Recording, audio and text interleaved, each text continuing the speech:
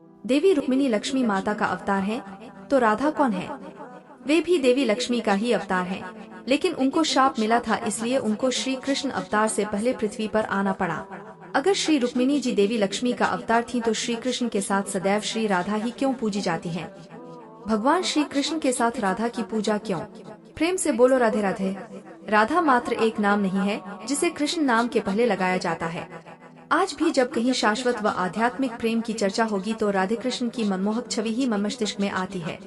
राधा वास्तव में वह पवित्र नाम है जहाँ द्वैत से अद्वैत का मिलन या विलय होता है। आप देखते हैं कि किसी भी मंदिर में श्री कृष्ण का दर्शन राधा रानी के साथ ही होता है। इस मामले में लोगों के मन में प्रायः यह प्रश्न उठता है कि खुद भगवान को ऐसी क्या मजबूरी थी कि उन्होंने राधा से शादी न करके रुक्मिणी से शादी की।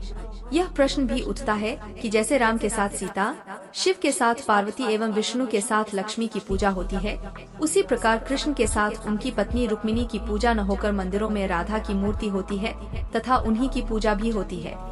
कृष्ण भजन में भी राधा का ही नाम होता है। ऐसा क्यों? यह विषय इतना गूढ़ है कि इसे कागज के चंद पन्नों पर उकेरना किसी के लिए भी संभव नहीं है। राधा कृष्ण के प्रेम को जानने में तो जन्मांतर लग जाते हैं। यहाँ पर मैंने तो संक्षेप में सिर्फ थोड़ा सा लिखने भर का प्रयास किया है। मैं अपनी नौकरी के दौरान 5 वर्षों तक मथुरा में पोस्टेड रहा था। उस दौरान मैंने स्वयं अनुभव किया था कि संपूर्ण ब्रज क्षेत्र मात्र कृष्ण में नहीं बल्कि राधा कृष्ण में है। वृंदावन और बरसाना के तो कण में राधा ही राधा है। यहाँ तो संबोधन भी राधे राधे ही बोलकर किया जाता है। यहाँ कोई भी शुभ कार्य राधे नाम के बिना हो ही नहीं सकता है। राधा का अर्थ ही है मोक्ष की प्राप्ति। रा का एक अर्थ मोक्ष भी है तथा धा का अर्थ है प्राप्ति। राधा का एक अर्थ प्रीति और अनुराग भी है। राधा का कृष्ण से मिलन भक्ति मार्ग से आत्मा का परमात्मा से मिलन है। राधा कृष्ण नाम ही शाश्वत प्रेम का प्रतीक है। एक कथा के अनुसार माता यशोदा ने एक बार राधा से उनके नाम की व्युत्पत्ति के विषय में पूछा, तो राधा जी ने उन्हें आदर सहित बताया कि रा तो महाविष्णु है और धा विश्व के प्राणियों की धाय है। पूर्व काल में श्रीहरि ने ही उनका नाम राधा रखा था।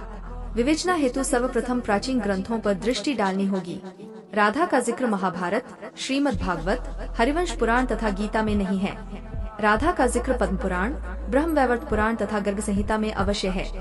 पद्म पुराण एवं ब्रह्मवैवर्त पुराण की रचना महर्षि वेदव्यास द्वारा तथा गर्ग संहिता यदुवंशियों के कुलगुरु ऋषि गर्ग द्वारा की गई है। राधा और कृष्ण के प्रेम का सबसे अधिक वर्णन गर्ग संहिता में मिलता है। यदुवंशियों के कुलगुरु गर्ग मुनि अपने ही काल में हो रही कृष्ण लीला में किसी भी काल्पनिक किरदार का चित्रण कैसे कर सकते हैं? यहीं से मिलता है राधा के सत्य होने का प्रमाण। पद्म पुराण की एक कथा के अनुसार जब भगवान श्री विष्णु ने द्वापर में श्री कृष्ण का अवतार लिया, तब उन्होंने अन्य देवताओं को सहायता के लिए स्वयं अथवा अपने अंशरूप में पृथ्वी पर जन्म लेने का निर्देश दिया। तब भगवान श्री विष्णु की पत्नी श्री लक्ष्मी ने राधा रानी के रूप में यमुना जी के निकट रावल गांव में अवतरण लिया। इसी तरह त्रेता में भी माता लक्ष्मी ने सीता के रूप में अवतरण लेकर प्रभु श्री विष्णु के रामावतार में श्री राम का साथ दिया था। पद्म पुराण में एक जगह कहा गया है कि राधा ही श्री कृष्ण की आत्मा है। जब राधा श्री कृष्ण की आत्मा है तो स्वयं श्री कृष्ण परमात्मा है। महर्षि वेदव्यास ने भी एक जगह लिखा है कि श्री कृष्ण आत्माराम है और राधा उनकी आत्मा है। हरिवंश महाप्रभु ने तो राधा को कृष्ण से भी अधिक प्रधानता दी है। उन्होंने तो अपने संप्रदाय का नाम ही राधा वल्लभ संप्रदाय रखा। यहाँ बता दें कि वल्लभ का अर्थ होता है प्रिय। राधा चालीसा में तो कहा गया है कि जब तक राधा का नाम नहीं लिया जाए तब तक श्री कृष्ण का प्रेम नहीं मिलता है। वैष्णव संप्रदाय में राधा रानी को तो भगवान श्री कृष्ण की शक्ति स्वरूपा भी माना गया है। ब्रह्मवैवर्त पुराण के प्रकृति खंड अध्याय 48 तथा गर्ग संहिता की एक कथा के अनुसार राधा और कृष्ण का विवाह उनके बचपन में ही हो गया था। जहाँ यह विवाह हुआ था वह स्थान भांडीवन था, जो अब संकेत तीर्थ कहलाता है। यह स्थान बरसाना और नंदगांव के बीच में है। यह विवाह स्वयं ब्रह्मा जी ने विशाखा तथा ललिता की उपस्थिति में कराया था। यहाँ हर वर्ष राधा के जन्मदिन अर्थात राधाष्टमी से लेकर अनंत चतुर्दशी के दिन तक मेला लगता है। जब श्री कृष्ण कंशवध हेतु मथुरा चले गए थे तो राधा जी अपने स्थान पर अपनी छाया को स्थापित करके स्वयं गोलोक चली गई थी। राधा जी की जो छाया रह गई थी उसी का विवाह रायण नामक गोप से हुआ। रायण श्री कृष्ण की माता यशोदा के भाई थे। वे भी श्री कृष्ण के अंशभूत गोप ही थे। अपने स्थान पर अपनी छाया को स्थापित करने की कथा प्राचीन ग्रंथों में अन्य कई जगहों पर भी की गई है। जैसे रामकथा में जब भगवान श्री राम अपनी पत्नी सीता के अनुरोध पर सुनहरे मृग को पकड़ने के लिए जा रहे थे तो माता सीता ने अपने स्थान पर अपनी छाया को स्थापित कर स्वयं अग्निदेव के साथ चली गई थीं तथा लंका विजय के पश्चात अग्नि परीक्षा के उपरांत प्रकट हुईं। अपने स्थान पर अपनी छाया को स्थापित करने की एक कथा और भी मुझे याद है और वह कथा सूर्यदेव की पत्नी संज्ञा देवी का है।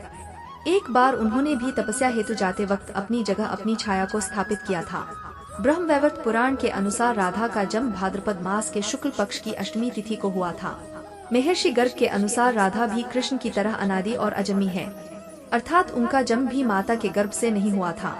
एक पौराणिक कथा के अनुसार गोलोक धाम में एक बार राधा जी ने कुपित होकर श्रीदामा को गोलोक से बाहर पृथ्वी पर जाने तथा राक्षस हो जाने का श्राप दिया तो क्रोध में श्रीदामा ने भी प्रत्युत्तर में राधा जी को श्राप दिया कि परमात्मा श्री कृष्ण से पृथ्वीलोक पर आपका भी वियोग हो जाएगा। तब श्री कृष्ण ने वहां प्रकट होकर श्रीदामा को आश्वासन दिया कि तुम पृथ्वी पर शंखचूड़ नामक दामराज बनकर राज करोगे और बाद में भगवान शिव के हाथों मृत्यु प्राप्त कर पुनः गोलोक धाम आ जाओगे। फिर देवी राधा से कहा कि आप पृथ्वी पर माता कृति और वृषभानु की पुत्री के रूप में जन्म लेने के बाद मेरे आसपास ही रहेंगी। बाद में श्राप के कारण कुछ समय तक मेरा विछोह स्वरूप आपका लौकिक विवाह रायण नामक गोप से होगा। सांसारिक दृष्टि में आप रायण की पत्नी कहलाएंगी परंतु वह भी मेरा ही अंश होगा। कुछ विद्वानों का यह भी कहना है कि राधा जी को नारद के श्राप के कारण विरह सहना पड़ा। ब्रज क्षेत्र में एक अन्य कथा भी प्रचलित है कि भगवान श्री विष्णु ने जब जब पृथ्वी पर मानव रूप में अवतार लिया तब तब माँ लक्ष्मी भी प्रभु की पत्नी बनकर पृथ्वी पर अवतरित हुई। सतयुग में सीता तथा द्वापर में राधा अथवा रुक्मिणी रूप में अवतरित हुई। ये रुक्मिणी रूप में विदर्भ के राजा भीष्मक की पुत्री बनकर पृथ्वी पर आई। जब ये बहुत ही छोटी थीं तभी एक बार पूतना नामक राक्षसी इनका हरण कर आकाश मार्ग से ले जा रही थी तो रुक्मिणी ने अपना वजन बढ़ाना शुरू कर दिया। फलतः घबराकर पूतना ने रुक्मिणी को बरसाना के पास छोड़ दिया जो बाद में वृषभानु और कृति देवी को मिली। बाद में इसी पूतना का वध श्री कृष्ण ने किया। श्री कृष्ण के मथुरा चले जाने के बाद जब भीष्मक को पता चला कि राधा ही उनकी पुत्री है तो वे अपनी पुत्री को विदर्भ ले गए जो बाद में श्री कृष्ण की पत्नी बनी। राधा और रुक्मिणी दोनों ही श्री कृष्ण से बड़ी थीं। ब्रह्मवैवर्त पुराण के अनुसार देवी रुक्मिणी का जन्म भी कृष्ण की तरह कृष्ण पक्ष की अष्टमी तिथि को ही हुआ था। ब्रह्मवैवर्त पुराण में राधा के जिन 28 नामों का गुणगान किया गया है उनमें सत्यभामा और रुक्मिणी भी है। उपरोक्त विवेचना से यह तो स्पष्ट है कि राधा का कोई काल्पनिक चरित्र नहीं है। उस युग में राधा वास्तव में थी तथा राधा और रुक्मिणी दोनों ही माता लक्ष्मी की अवतार थीं। अब मन में यह प्रश्न उठता है कि जब राधा और रुक्मिणी दोनों ही माता लक्ष्मी की अवतार थीं, तो कृष्ण के साथ राधा की ही पूजा क्यों? कृष्ण के साथ रुक्मिणी की भी तो पूजा हो सकती है।